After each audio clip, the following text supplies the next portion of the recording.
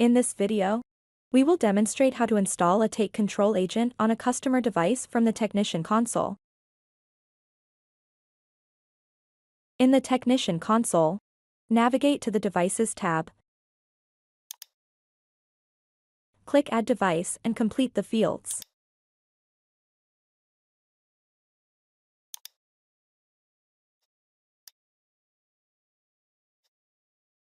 Entering a link expiration date and computer expiration date are optional.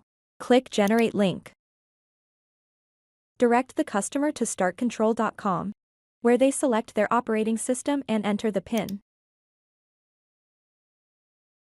Or, send the web link to the customer via email or direct message. The customer runs the executable and follows the Take Control agent setup wizard.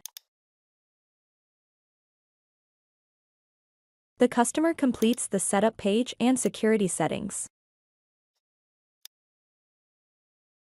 A confirmation message appears on the customer's screen when the install and setup are complete. In the Technician console, the new device appears under the Devices tab. It is now available for remote access in an unattended session.